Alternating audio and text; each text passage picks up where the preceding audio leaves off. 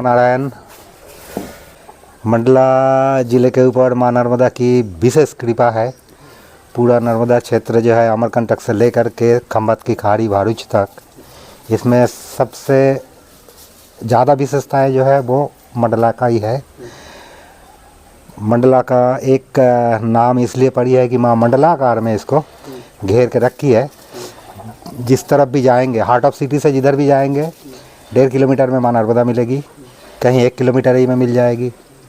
तो मंडलाकार में माँ इनको बेष्टित करके रखी है, इसलिए मंडला का नाम तो मंडला पड़ी है। इसके अलावा इस मंडला का प्राचीन नाम जो है वो महिष्मती नगर है। ये स्कंद पुराण में रेवाखंड में जब पढ़ते हैं तब उसमें मिलता है ये कि अमरकंटक से 150 मील के बाद में जो है वो क्षेत्र है जो महिष्मती नगर है। अब इसको विवादित बना दिया गया है।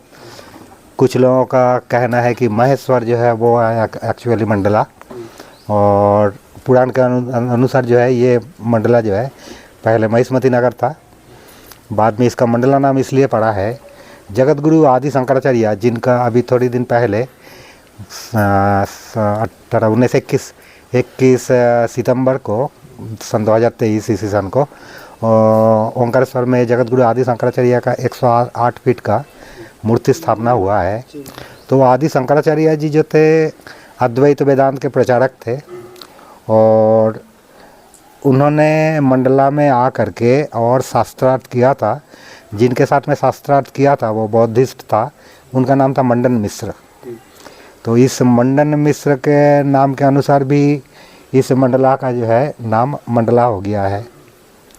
और यदि जगत गुरु शंकराचार्य के बारे में थोड़ा सा बता दे तो और अच्छा होगा, क्योंकि विवादित इसलिए मैं बोल रहा हूँ कि लोग मानते हैं, लोग नहीं, वर्तमान जो सब नए नए प्रोड्यूसर हुए हैं, ये महेश्वर मंडलेश्वर जो है खरगोन ज़िले में धार ज़िले में है वो, तो उसको कहते नहीं यहीं पे जगत गुरु का शास्त्रार्थ हुआ था।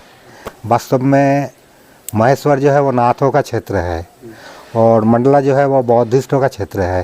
पहले बौद्धिस्ट यहाँ पे बहुत था, अभी भी बहुत बौद्धिस्ट है। तो जगत गुरु शंकराचार्य उन्होंने गुरु दीक्षा प्राप्त की है ओंकारेश्वर में। ओंकारेश्वर शिवलिंग जो है उनके ठीक नीचे में गुरु गौड़पाद की तपोभूमि गुफा है। उस गुफा के अंदर में जगत गुरु आदि शंकराचार्य का दीक्षा हुआ, और फिर गुरु के आदेश हुआ कि बौद्ध धर्म जो है ये व्यापक रूप से वेद के विपरीत, वेद को अपभ्रंश करके प्रचार कर रहा है, इनको तुम शांत करो जा करके। मैंने बौद्ध धर्म को जो है दबाओ आप, क्योंकि उसमें गीता में बताए हैं भगवान कृष्ण ने ज़्यादा ही धर्मस्य ग्लानिर्भवति भारत। उस समय कोई ना कोई आते हैं हम विधर्मियों के दबा के और धर्म को ऊपर करने का। तो जगत गुरु आदि शंकराचार्य तो शंकर भगवान के अवतार थे, तो उनका वहाँ से आदेश होने के बाद में, गुरु आज्ञा होने के बाद, तो उन्होंने उन बौद्धिस्ट का जो मुखिया थे उस समय, तो कुमारिल भट्ट नाम था उनका, वो था बनारस में, काशी बनारस में था। तो उनके पास पहुँचते हैं और उसके बाद उनके पास जो उन्होंने बताते हैं कि मैं आपसे शास्त्रार्थ करने को आया, यदि आप मुझे परास्त कर दें तो ठीक, आप बौद्धिस्ट है, बौद्धिस्ट रह जाएंगे और हम भी अपने शिष्य सहित बौद्ध धर्म को ग्रहण करेंगे, और यदि आप हार जाते हैं तो आपको फिर से हिंदू धर्म में वापस होना पड़ेगा, वो भी सब शिष्य सहित। तो कुमारिल भट्ट जी उस समय बताएं कि देखिए मैं अपनी गुरु निंदा किया था, इसलिए गुरु निंदा की दंड स्वरूप मैं अपने आत्मदाह कर रहा हूँ। ये तुषानल हमने जला लिए हैं, अभी मुझे उसमें प्रवेश करना है। तो जगत गुरु कहता है कि पहले आप मुझे शास्त्रार्थ करके हराइए, उसके बाद में आप। तो बोले एक काम करिए, आप महिष्मती नगर चले जाइए और वहाँ पे मेरा शिष्य है मंडन मिश्र। इस मंडन मिश्र को अगर आपने परास्त कर दिया तो समझ लीजिए वो मेरा पराजित है, और मंडन मिश्र उस अनुसार आपके साथ में हिंदू धर्म में वापस आएगा। पर जगत गुरु शंकराचार्य वहाँ से जब आकर के पहुँचते हैं महिष्मती नगर, तो यहाँ मंडन मिश्र से भी मिलते हैं। तो मंडन मिश्र उस समय अपने गुरु ने जो आत्मदाह किया था उसका 13वीं मना रहा था, पिंडदान और ये करने जा रहा था। तो वो जगत गुरु को बोले कि अभी 2 दिन इंतज़ार करो, मैं अपना क्रियाक्रम निपटा लूँ फिर उसके बाद। तो जगत गुरु मानने को तैयार नहीं हुआ है। जगत गुरु बोले अभी आपका मेरे साथ में शास्त्रार्थ में बैठना है और करना है। तो मैं संक्षिप्त में कर देता हूँ इसको।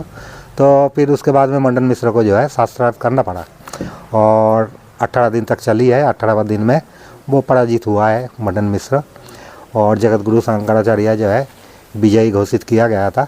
इसके बीच में कहानी है, माँ सरस्वती जो है उभय भारती नाम से उस समय पृथ्वी में जन्म ली थी मनुष्य रूप में, और माँ सरस्वती जी का प्रश्रवण केंद्र भी है उस पार में, नर्मदा जी के उस पार में पोड़वा करके स्थान है वहाँ पर। तो एनीवे अब वहाँ से फिर जगत गुरु शंकराचार्य मंडन मिश्र को परास्त करने के बाद मंडन मिश्र को हिंदू धर्म में वापस ला करके उनको अपना शिष्य बना करके फिर दिग्विजय में निकले थे।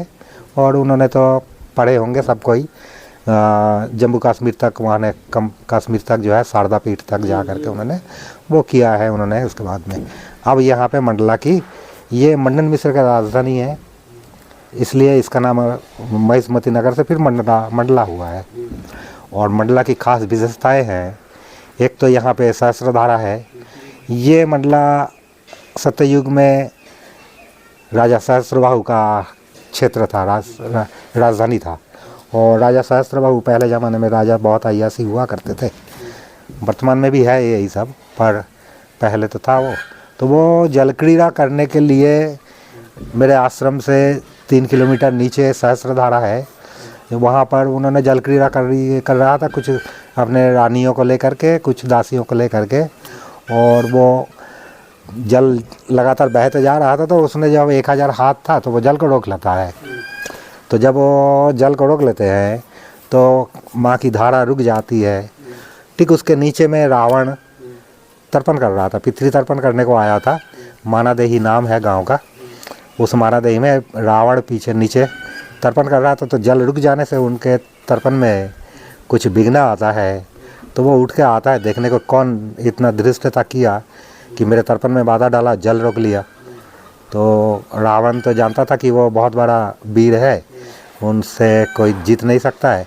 लेकिन रावण 3 व्यक्ति के पास में हमेशा पराजित रहे। तो वो पहला तो सहस्त्रबाहु था, उससे कभी जीत नहीं पाया।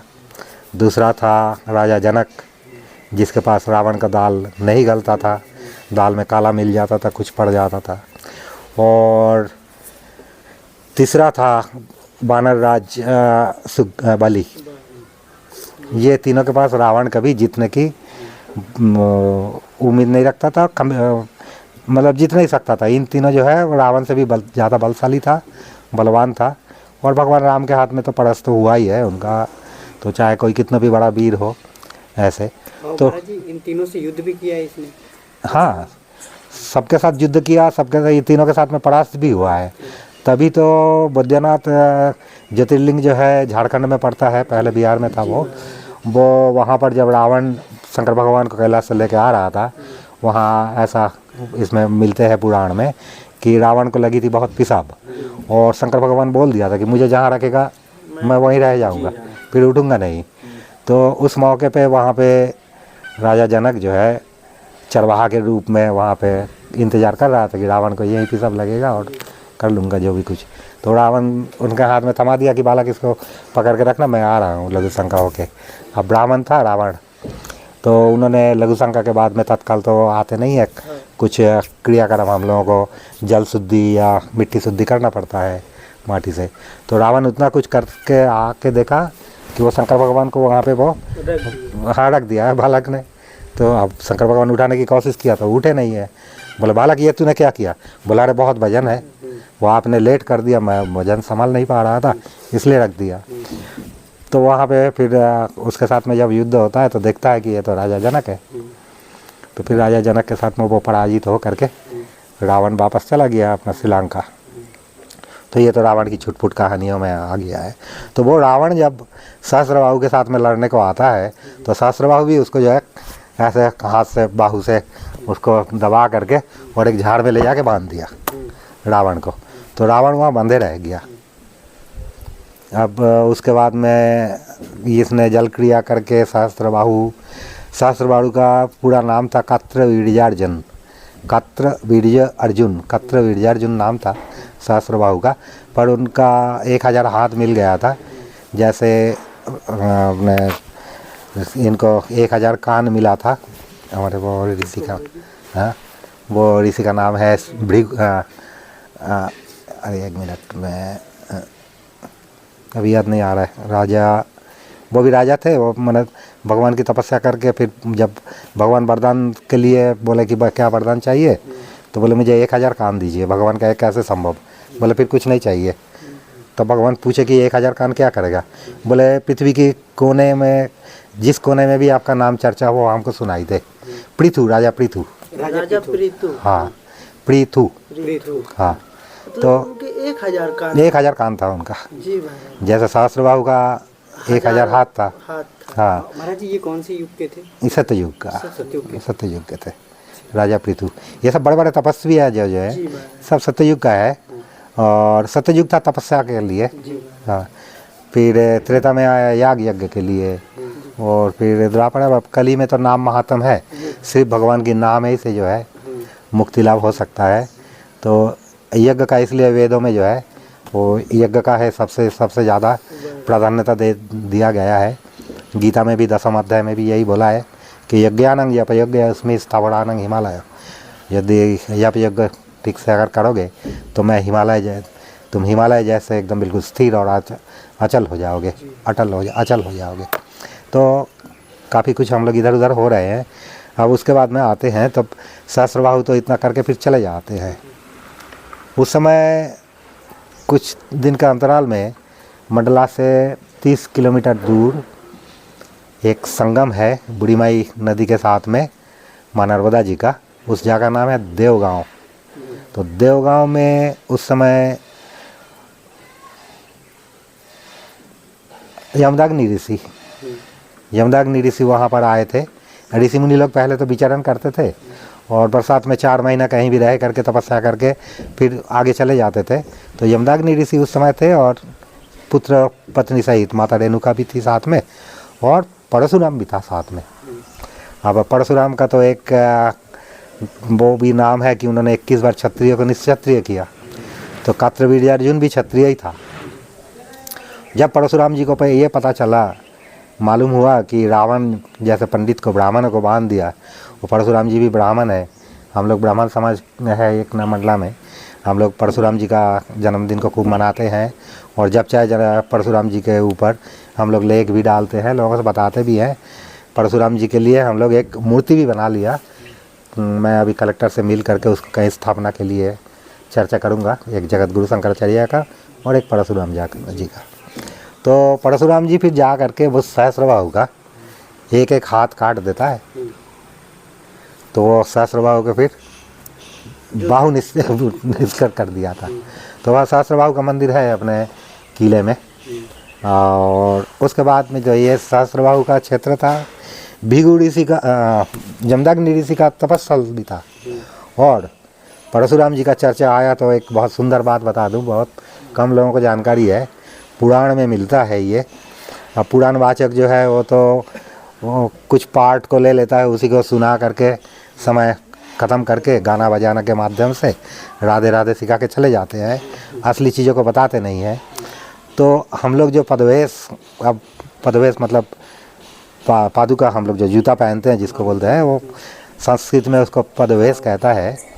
इसका आविष्कार हमारे परशुराम जी के द्वारा इसी मंडला क्षेत्र में हुआ था।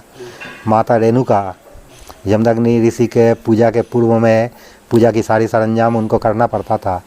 तो वो फूल तोड़ना, पूजा के बर्तन मांजना, यज्ञ पवित्र करना, वहाँ पे सब कुछ करके और फूल तोड़ने गई है। फूल तोड़ने गई तो रोज़ जाती थी, तो एक दिन कांटा चुभ जाता है, तो उनको लौटने में थोड़ा कुछ देर हो जाता है वापस आने में। तो यमदग्नि ऋषि बहुत क्रोधित था, तो उन्होंने कुछ क्रोधवश कुछ अनप सनप गलत शब्दों का उच्चारण किया पत्नी के ऊपर। तो परशुराम जी वहाँ पर सामने में थे, पर पिता बोल रहा है, इसलिए वहाँ पे इनका कोई भूमिका था नहीं। जिसको बोल रहा है वो तो माँ है, पर जो बोल रहा है वो पिता है, इसलिए उनको चुपचाप सुनना पड़ा, कुछ बोल नहीं पाया। फिर उसके बाद में उन्होंने सोचे कि ये केतकी के जितने झाड़ है सब काट दूंगा। केतकी के कांटा मेरी माँ के पैर में चुहा था, इसलिए इतना सुना। तो उन्होंने फरसा उठाया, परशुराम नाम ही था फरसा के वजह से, तो फरसा उठाया और केतकी के झाड़ काटने गया। फिर उनके अंतरात्मा से कहा है कि कितना झाड़ काटेंगे, हाँ। पूरे पृथ्वी में बहुत केतकी के झाड़ है। केतकी एक फूल का वृक्ष होता है, वो ये अपने मंडला जिले में सबसे ज़्यादा है, इतना बहुत है। मेरे यहाँ भी था, वो इस साल जो है बरसात में वो खराब हो गया, लेकिन उसके बच्चे हैं छोटे छोटे। तो फिर उन्होंने वहाँ बैठे सोचे कि क्या किया जाए, क्यों माँ को इतना सुनना पड़ा। तो वो केतकी के झाड़ तो एक दो जो काटे थे उसमें से उनको धागा टाइप का निकला। तब फिर उन्होंने सोचा कि एक काम करते हैं, इससे माँ के लिए पदवेश बना देते हैं। तो वही केतकी के झाड़ की पत्ता से, और मंडला जिला सागौन के वजह से विख्यात है। सागौन सागौन की झाड़ जो है ये मेरे यहाँ भी लगी है, ये दिख रहा है सामने ही में। हाँ, ये सब सागौन की झाड़ लगी है, मंडला जिला सागौन की वो दिख रहा है। तो इसके वजह से तो उन्होंने वो सागौन की लकड़ी परसा से काटे और फिर उसको छील छाल के और बढ़िया सुंदर पदवेश तैयार करके शाम को ले जा करके माँ को वेट किया कि माँ ये आज से ये पदवेश पहन के आप फूल तोड़ने जाना तो कांटा नहीं चुभेगा। तो पदवेश का आविष्कार इस मंडलाई में हुआ है। सहस्त्रबाहु का हाथ इस मंडला में काटा गया था। तो महिष्मती नगर पहले नाम था, पर बाद में इसका नाम मंडला हो गया, इसलिए बताया मैंने। मंडन मिश्र भी है और माँ ने मंडलाकार में बेष्टित करके रखी है। और एक बात और है यहाँ पे कि वेदव्यास जी का तपस्थल भी ठीक उस पार में, नर्मदा जी के उस पार में था पहले, पोड़वा में, पोड़वा क्षेत्र में सूर्यकुंड है वहाँ पर था। तो वेदव्यास जी का जन्मदिन को गुरु पूर्णिमा के रूप से मनाया जाता है। और गुरु प्रणाम मंत्र में अखंड मंडलाकारम व्याप्तम येन चराचरम तत्पदम दर्शितम येन तस्मै श्री गुरवे नमः। तो गुरु श्रेष्ठ वेदव्यास जी है और उनकी प्रणाम मंत्र में अखंड मंडलाकारम, तो उन्होंने यहाँ तपस्या किया तो वह मंडला और भी इसमें आ जाता है। वेदव्यास जी का वहाँ पे वो भी है, वेदव्यास ऋषि का मंदिर भी है, वहाँ शिवलिंग भी है, वेदव्यास शिव नाम से उनका वो करते हैं। अब मंडला का एक और बहुत बड़ा जो पूरे नर्मदा क्षेत्र में दो जगह में है, एक गुजरात में है तिलकवाड़ा और एक मंडला में है कि माँ यहाँ पे उत्तर वाहिनी है। माँ नर्मदा जी अमरकंटक से निकली है, पूरब दिशा से निकाल के पश्चिम वाहिनी है, पर जिस मंडला में आकर के माँ उत्तर वाहिनी हो जाती है। और एक गुजरात में है तिलकवाड़ा में, वो तिलकवाड़ा का जो है उसका दूरिया कम है, 8 किलोमीटर है, 8 या 9 किलोमीटर का है। और अपने मंडला का जो है, मेरा आश्रम जिस क्षेत्र में है, यहाँ मैं 21 किलोमीटर तक जो है उत्तर वाहिनी हुई है। इसका भी परिक्रमा होता है चैत्र के महीने में, 1 महीना पूरा रहता है इसमें माँ की परिक्रमा की समय या अवधि इसमें लोग करते हैं। इस साल करीब 7 लाख लोग माँ की उत्तर वाहिनी का परिक्रमा किया है। महाराष्ट्र, गुजरात, उधर पंजाब, हरियाणा, उधर बंगाल, जगह जगह से सब लोग आए हैं और परिक्रमा किया है।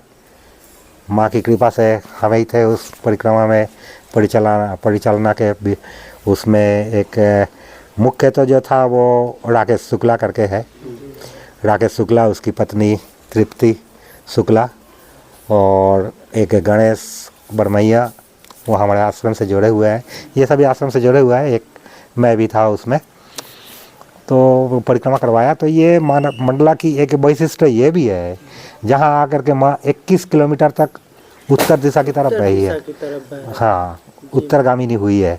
तो ये क्षेत्र जो है वहीं वेदव्यास शिव जो है ठीक वहाँ से शुरू होता है, जो सरस्वती पसरवन उस पार में है, वेदव्यास जी का इस पार में है। और यहाँ से शुरू करके इधर नीचे घाघा गांव है, घाघा गांव के एक टोला है, उसको घाघी कहते हैं, जहाँ मैं खूब रहे हैं। जंगल किनारे है, एक तरफ माँ नर्मदा जी और एक तरफ जंगल, और माँ नर्मदा जी के उस पार में भी जो है, नहीं इस पार में जंगल है, उस पार में वो है, वो कुटिया है जहाँ सबसे पहले मैं रहे हैं। अभी वहाँ एक संत रह रहा है पुरुषोत्तम दास नाम का, फ़ोन आते रहता है उसका हमेशा, कब क्या करना है नहीं करना है। वहाँ तक जो है माँ गई है उत्तर वाहिनी हो करके, उत्तरगामिनी।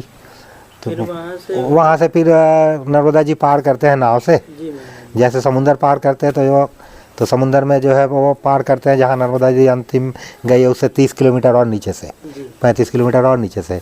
लेकिन यहाँ ऐसा नहीं, वहाँ से डायरेक्ट पार कर लेते हैं हम लोग। और फिर वहाँ से फिर बबेहा गांव पड़ता है, वहाँ से फिर अब किनारे रास्ता बंद हो गया ये बरगी बांध के भराव के कारण, तो मेन रोड से आते हैं। पर 3 दिन पहुँचते फिर माँ नर्मदा जी का दर्शन होने लगता है, दिखाई देती है। फिर यहाँ आकर के हम लोग किले घाट पहुँचने से नर्मदा जी का परिक्रमा, ये उत्तरगामिनी परिक्रमा जो है वो संपूर्ण होता है। ये हो गया माँ की एक वैशिष्ट। और माता जी 21 किलोमीटर तक उत्तरगामिनी होने के कारण 21 ही किलोमीटर का इसका परिक्रमा होता है और माँ नर्मदा जी का पूर्ण परिक्रमा होता है। तो उसमें माँ की परिक्रमा 2 प्रकार के होता है। एक रुंड परिक्रमा कि एक तट से जाके समुंदर पार करके दूसरे तट से पहुँचने के जहाँ से शुरू किया वहाँ आने से एक होता है। और एक होता है जिलेरी परिक्रमा, उसमें समुंदर पार नहीं करते हैं। जैसे शंकर भगवान की परिक्रमा पूर्ण नहीं किया जाता है, हाँ वो अर्ध परिक्रमा जिलेरी, ऐसे जाके फिर ऐसे वापस होना पड़ता है। तो एक जिलेरी परिक्रमा होता है। माँ कृपा से मेरा जिलेरी परिक्रमा भी हुआ। सबसे पहले पैदल परिक्रमा किया था, रुंड परिक्रमा किया था। उस समय ये सब बांध नहीं बना था, बांध तो उसके बाद में बनी है। माँ ने हमको माँ की 3 रूप दिखा दी है। जब जल नहीं था, कम जल था, कहीं पे अधिक जल है, माँ की वृद्ध रूप भी अभी भी ये रूप भी देख रहा हूँ मैं। तो इसमें जिलेहरी परिक्रमा एक होता है जो एक तट से जा कर के समुंदर तक पहुंचने के बाद उसी तट से वापस आ कर के फिर अमरकंटक पार करके फिर समुंदर किनारे तक जाके फिर वापस आते हैं, तो वो रुंड परिक्रमा होता है। इसमें थोड़ा समय ज़्यादा लगता है, 7 साल लगभग लग जाता है इसमें। 7 साल महाराज 7 साल लग जाता है, 7 साल। अब जिन लोगों को जल्दी रहता है माँ से दूर जाने के लिए वो जल्दी भी कर लेता है, पर हम तो जानते हैं कि हम माँ के पास आए हैं, कोई जल्दीबाजी की ज़रूरत नहीं है, धीरे से आराम से करे। शास्त्र में बताया 3 साल 3 महीना 13 दिन, तो 3 साल 3 महीना 13 दिन ना भी कर पाए, कम से कम 2 साल तो लगा आना चाहिए। पर लोग 6 महीने में भी कर लेता है। और मेरे पास अभी कर्नाटक के एक आया था, वो 4 महीने में पूरा कर लिया था।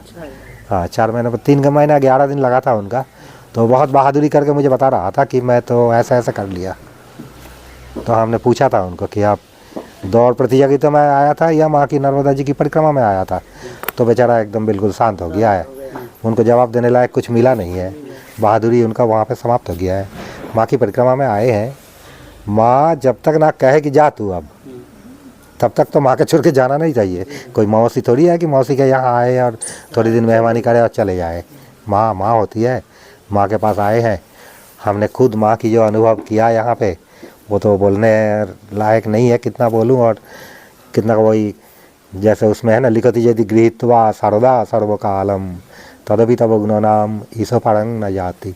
तो ये तो बोल के माँ की बस संपूर्ण किया नहीं जा सकता है। महाराज एक थोड़ा सा हाँ, अनुभव हाँ, छोटा सा आ जाए। हाँ हाँ। माता जी माता जी की किया है। माता जी की अनुभव कदम कदम में देख रहा हूँ। मेरा ये आश्रम, अब अपने बारे में तो मैं कुछ बताना नहीं चाहता हूँ, पर यहाँ के लोगों को अब मालूम है, आज तक मैं किसी के पास हाथ ऐसा नहीं किया, हमेशा हाथ ऐसा रखा, मतलब आशीर्वाद। हाँ आशीर्वाद।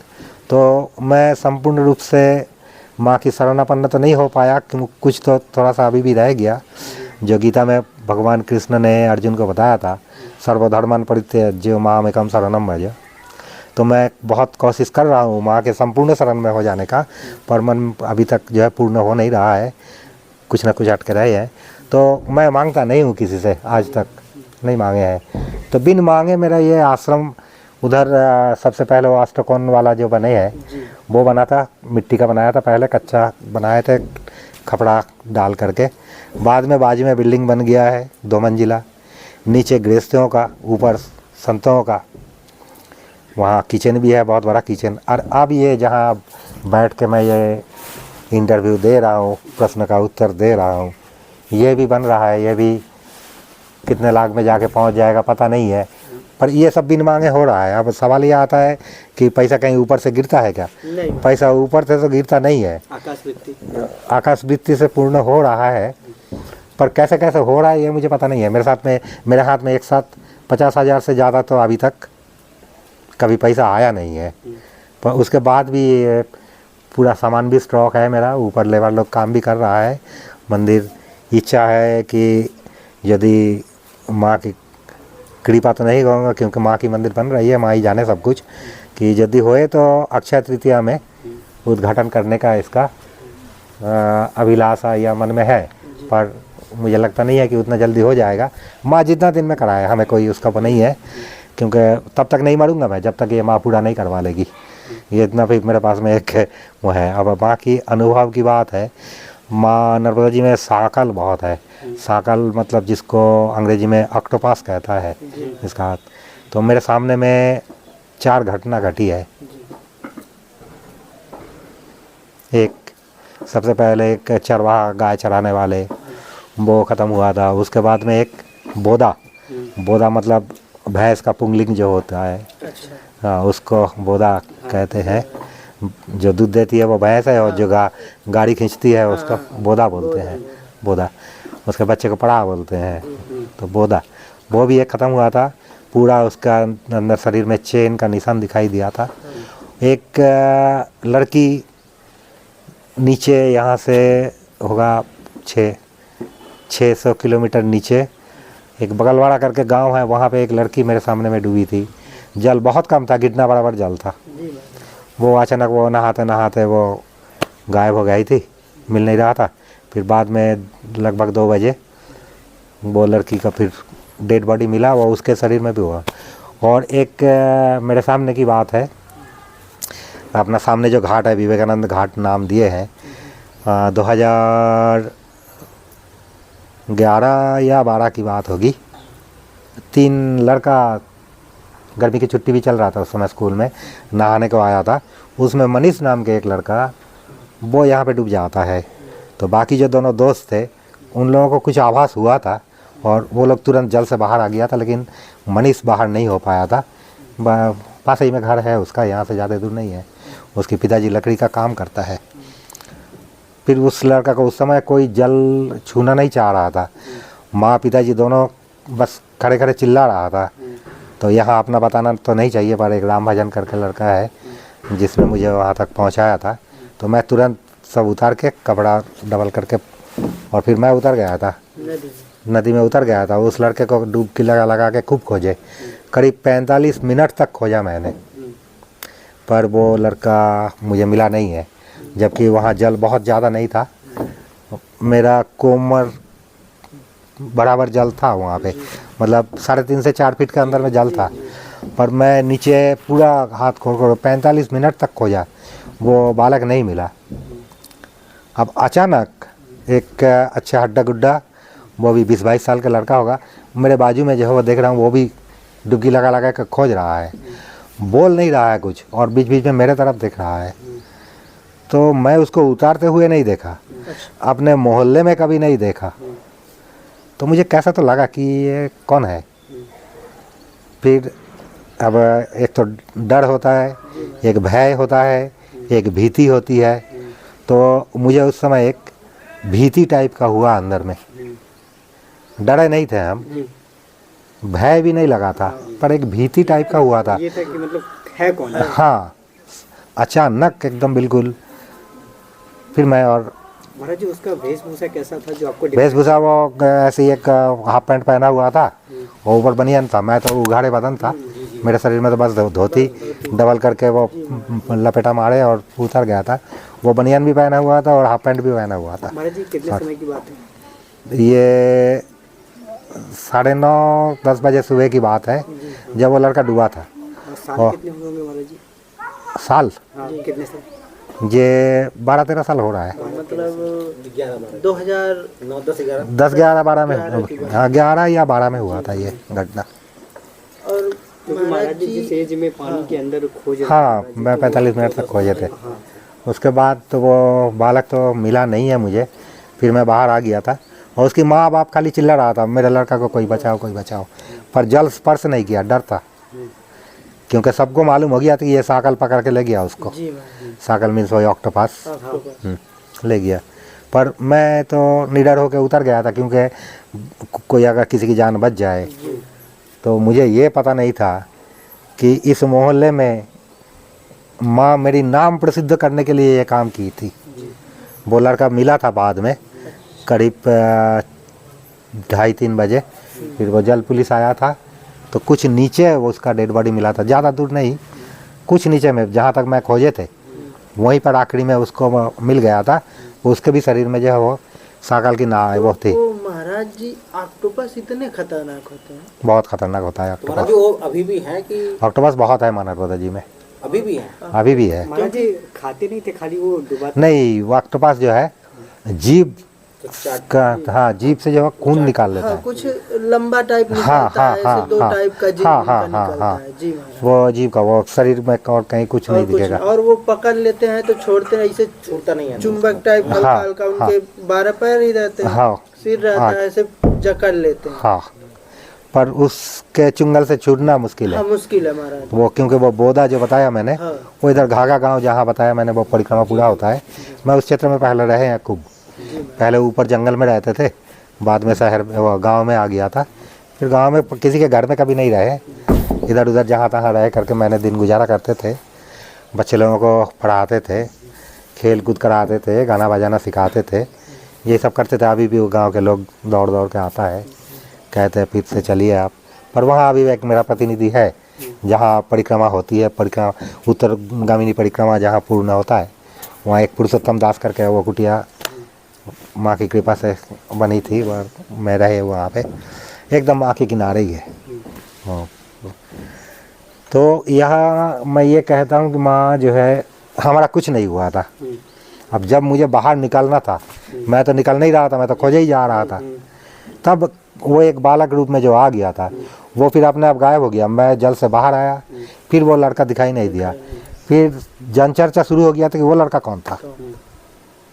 हमने पूछे अपने मोहल्ले का, तो बोले मोहल्ले में आप तो सबको जानते हैं। माँ कृपा से यहाँ मोहल्ले और पूरा मंडला के लोग लगभग हमको जानते हैं, क्योंकि बहुत पहले मैं 30-31 साल के थे उस समय मैं यहाँ आ गया। अभी 71 का चल रहा हूँ। तो उस समय तो शहर था ही नहीं, एक कस्बा था मंडला, छोटा सा एक था, मतलब शहर के इस पार से पत्थर फेंके तो उस पार गिरेगा। तो महाराज जी तभी ये जिला ही था मंडला? हाँ, जिला था। मंडला जिला बहुत बड़ा जिला था। इसमें से काट काट के भारत में 3 सबसे बड़ा जिला था। तो सबसे पहला था बस्तर, जो छत्तीसगढ़ में हो गया, तो वो अभी काट के छोटा हो गया। दूसरे नंबर में था झारखंड में है, अभी बिहार था, पहले रांची था। हाँ, अब तो तो वो भी मंडला में था महाराज जी? नहीं, रांची झारखंड में है, वो जिला है। वो था पहले बिहार, हाँ, बिहार में था, वो अभी झारखंड हो गया। और झारखंड की राजधानी भी है। राजधानी बना, और ये तीसरे नंबर में था मंडला। एमपी में मंडला। तो मंडला काटते काटते छोटा होते होते अब बहुत छोटा हो गया। अब इसमें से भी नैनपुर भी अलग जिला मांग रहा है, और उधर निवास भी अलग जिला मांग रहा है।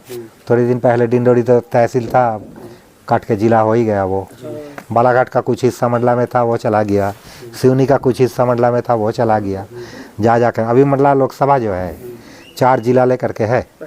डिंडोरी, मंडला, सिवनी का घनसौर ब्लॉक पड़ता है, और नरसिंहपुर जिले का गोटेगांव, जो अभी उसका नाम हो गया श्रीधाम, पहले गोटेगांव नाम था, वो भी जो है अपने मंडला जिले का जो लोकसभा केंद्र है उसमें ही आता है। अभी तक इतना बड़ा जिला था मंडला पहले, वो तो छोटा हो गया। पर मंडला जिले की जो मंडला शहर जो था मुख्यालय, बहुत छोटा था, वो कस्बा टाइप का था। पक्का घर तो उस समय बस वो अंग्रेज़ों ने जो कलेक्ट्रेट बनाया था, और एसपी ऑफिस और एसपी बांग्लो जो था, इतना दोनों था वो। और बाद में एक मुन्नालाल चौधरी जी थे, उन्होंने स्कूल बनाया था, वो भी वो कपड़े ही था, वो पक्का था। बाकी कोई पक्का वो नहीं था, हमारे सामने में तो नहीं था।